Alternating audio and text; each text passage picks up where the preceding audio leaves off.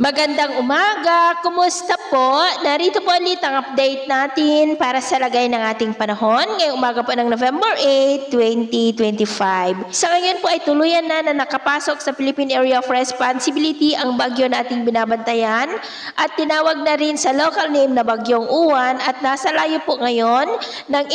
879 km east ng Eastern Samar na taglay ang lakas ng hangin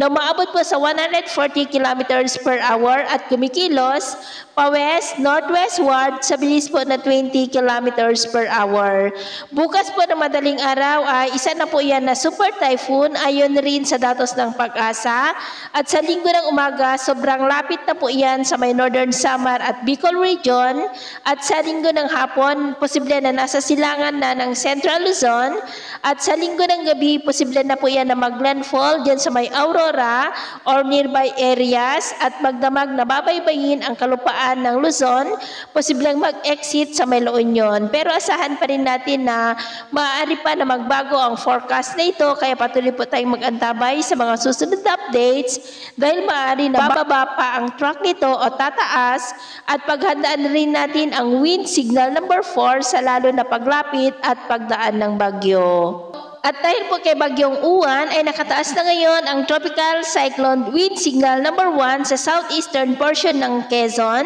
sa may Tagkawayan, Ginayangan, Calawag, Lopez, Buenavista, Catanawan, Malunay, San Narciso, San Andres, San Francisco, maging sa eastern portion ng Romblon, sa may Kahidyokan, San Fernando at Magdiwang, maging sa may Camarines Norte, Camarines Sur, Catanduanes, Albay, Sorsogon, Masbate, maging sa may Northern Samar, Eastern Samar, Samar, Biliran, Leyte, Southern Leyte, the northern and central portions ng Cebu, sa may Medellin, Daan Bantayan, City of Bogo, Tabogon, San Remigio, Tabuelan, Bourbon, Sogod, Tuburan, Catmon, Carmen, Danau City, Compostela, Liloan, Consolacion, Lapu-Lapu City, Mandaue City, Cordova, Asturias, Cebu City, Balamban, City of Talisay, Toledo City, Minglanilla, kasama na po ang Bantayan at Camotes Islands, the northeastern portion ng Bohol, sa may Getafe, Talibon, Buenavista, Trinidad, San Miguel, Ubay, Alicia, Mabini, Bien Unido, President Carlos P. Garcia, maging sa northern portion ng Negros Occidental,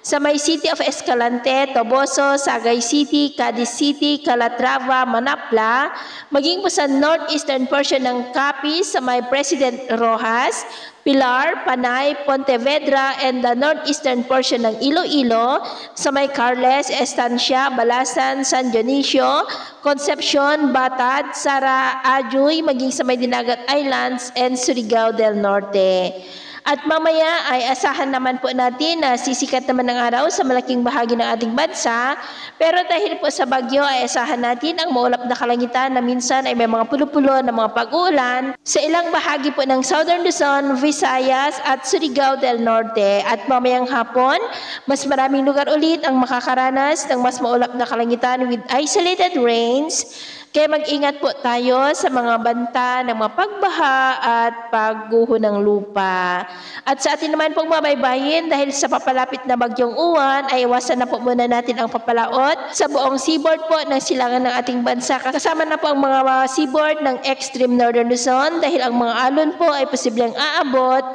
hanggang sa 2.8 to 4 meters height. Kaya hanggat maari ay iwasan na po muna natin ang papalaot dyan sa mga may kulay pula para mas makaiwas sa mga sakunang pangkaragatan. So, yun po ang latest update natin sa araw na ito. At ako po muli si James na nagsasabing sa kahit na pagsubok po na darating sa ating buhay, huwag po tayong mawawalan ng pag-asa. Thank you and God bless!